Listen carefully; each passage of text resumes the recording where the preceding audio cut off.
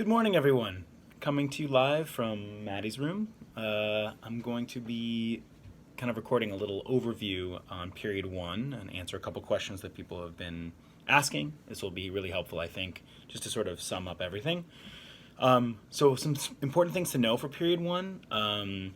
First of all, it's 1491 to 1607. So if we think about our beginning and our ending, 1491, we're focusing on sort of pre-Columbian, the pre-Columbian Americas, so the peoples who are living among, in the Americas before sort of European discovery contact, to 1607, which is the founding of Jamestown, which is obviously the specific founding of the first English successful colony in the Americas.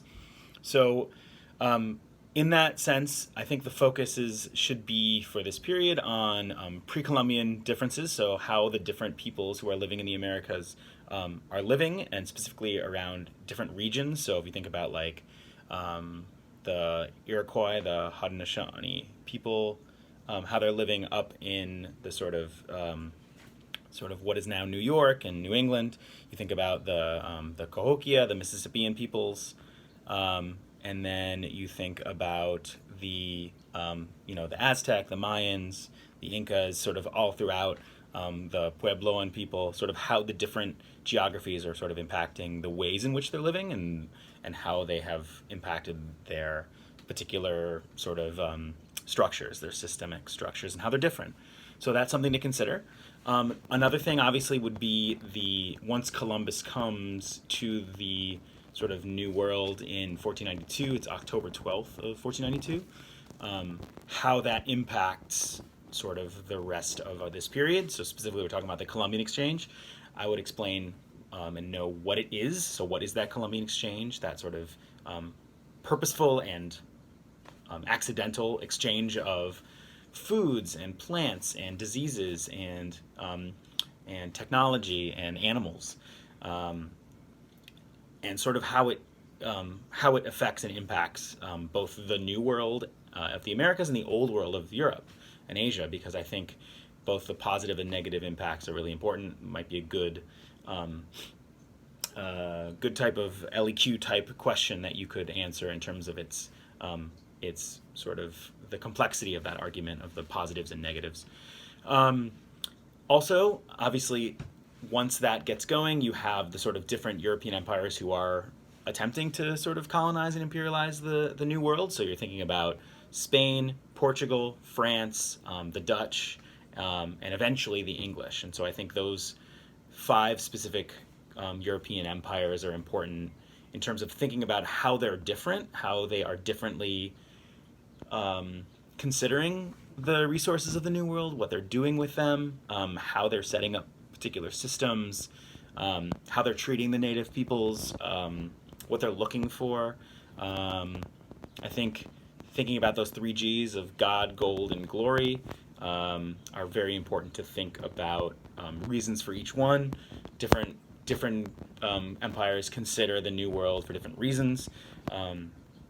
And I think the focus originally of the text, and probably the test, will be about the Spanish, and then eventually the English, we know with the founding of Jamestown. So I think those are the 2 I would definitely know, but I think the understanding how Portugal and France and the Dutch are sort of also thinking about the New World is super important. And then finally, and this is what I wanted to sort of dig into today, is the sort of labor systems that come from that colonization. And so I want to talk about some specific key terms, and sort of give you a little background for understanding how those labor systems came to be. So obviously, when Columbus is setting sail with sort of the money and the backing of the new Spanish crown, if you remember the nation states of Castile and Aragon, sort of these 2 rulers, Isabella and Ferdinand, marry, and then this becomes Spain. And so they sort of unite under this kingdom, and then they give Columbus some dough and some ships, and he comes over the Atlantic, and he is originally thinking he's coming to India. He, in fact, again, dies thinking he went to India. He overshoots this expectation of how small the world was. He thought it was much smaller than it was. He also got lucky by having basically perfect weather and hitting 2 continents that he did not know were there.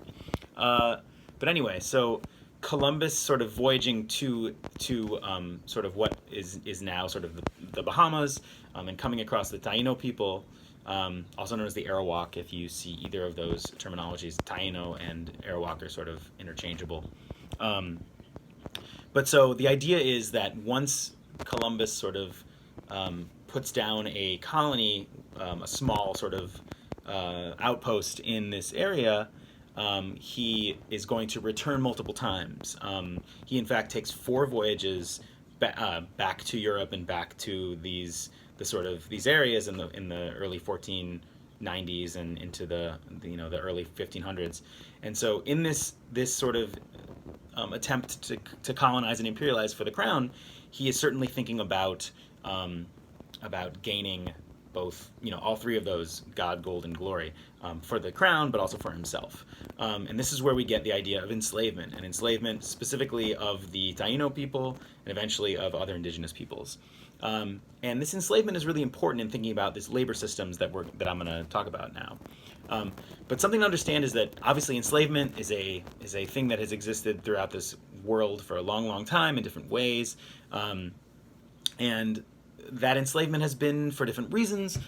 Different people become slaves. There's a way also that enslavement, there's unfree people, which there's sort of a middle ground of like enslavement. It's not necessarily chattel slavery, which we'll see later, where basically your children are slaves, their children are slaves to the same sort of property, and there's a little bit of that in the Encomienda System that I'm going to talk about. But this is the idea of specific enslavement of these indigenous peoples in this sort of new world, in order for them to gain resources, specifically Spain. So first I want to talk about the Encomienda System.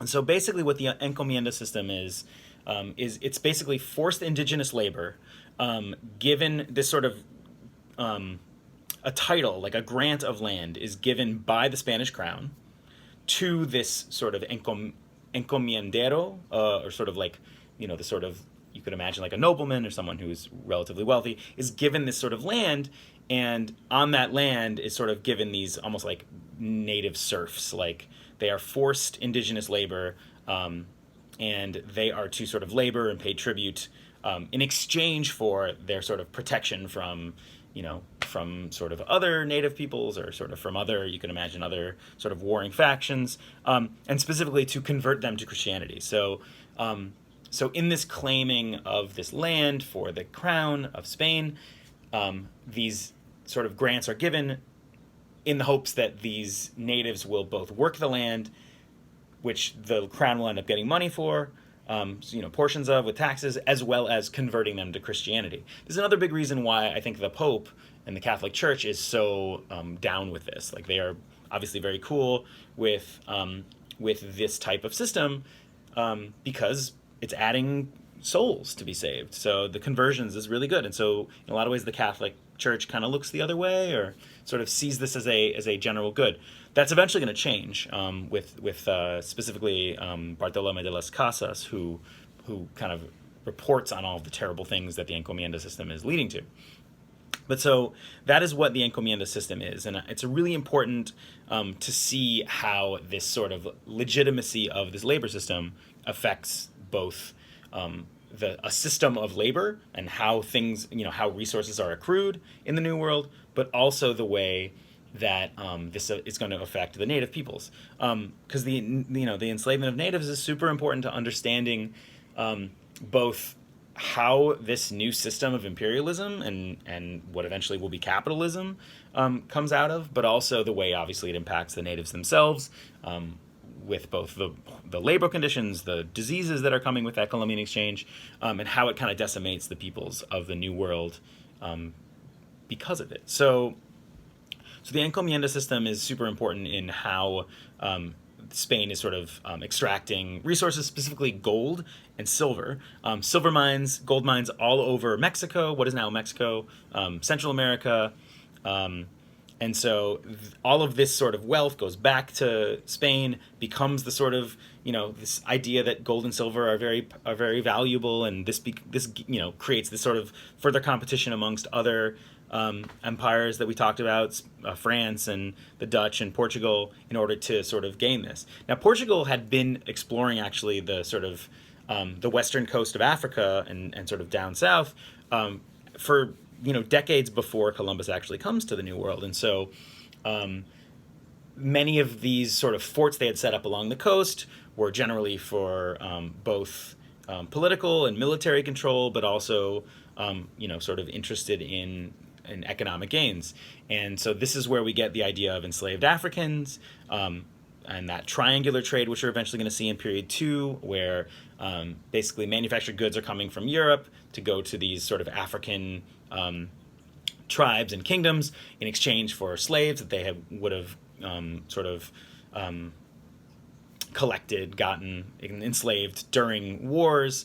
They would then sell to the Portuguese for manufactured goods. The Portuguese would then sell them or bring them to colonies in either the Caribbean, like Barbados or Jamaica or Brazil, to eventually sort of farm and process sugar. And sugar becomes really important for the Portuguese, as well as just for Europe's tastes in general and its wealth. So so these are the ways in which this begins.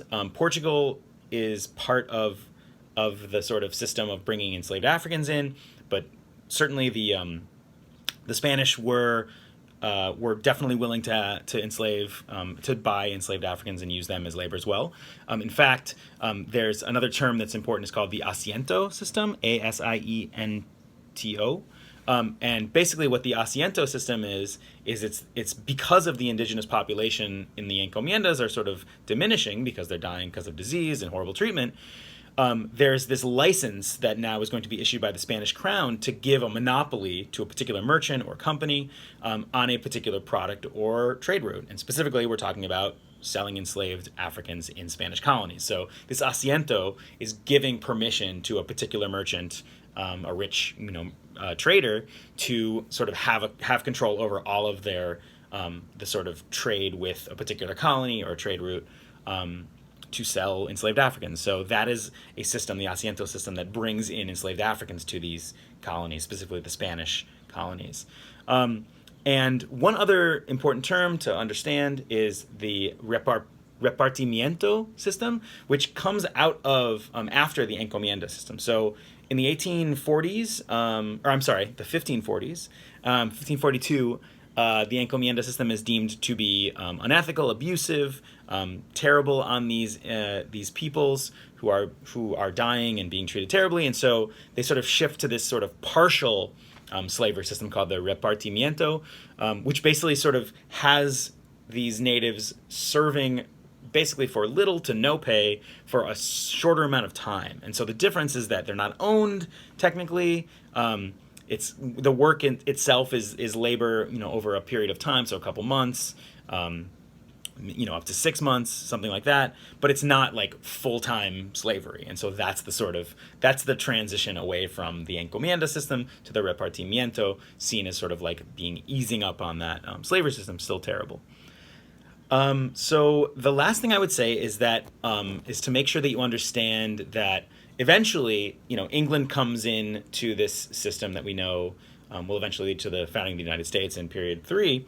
But this sense of England being kind of slow on the take, they don't get going while the Catholic nations of Spain and Portugal are going, due to mostly a lot of unrest, the Protestant Reformation, civil wars, things are happening back in England and sort of mainland Europe. So eventually this leads to England coming in, and they themselves are happy to sort of benefit from some of these systems that are already in place, as well as bring their own. We're going to see Indentured Servitude, which is, again, a sort of half slavery in a way, or it's like a slavery up to a certain amount of time. It's a contract signing, so it's a lot different. And sometimes I see conspiracy theory type things that talk about like sort of Irish slavery in America and all these things. And just keep in mind, indentured servitude is horrible, horrible, horrible, terrible, terrible. Many indentured servants died in their treatment, in their service. I believe something like only 25 to 30% of indentures actually finished their indenture. So it was terrible work, but it was not slavery in the same way. An indentured servant's child was not a slave. Very different than its slavery of indigenous people or the enslavement of Africans and what leads to chattel slavery. So these are the sort of main points for period one. Let me know if you have any more questions, and I'm happy to help. So far, the responses on the FRQs have been great. Really focused on sort of some of these systems and some of the reasons for the sort of European colonization. Keep in mind, really focus on specific themes of the time period, especially if it's asking you about looking at a larger historical development. Don't get too sort of large and broad and 30,000 feet. Really focus on honing in your focus on the themes of that piece or that time. So hopefully this helps. Let me know. Happy to answer any questions you have. Thanks so much.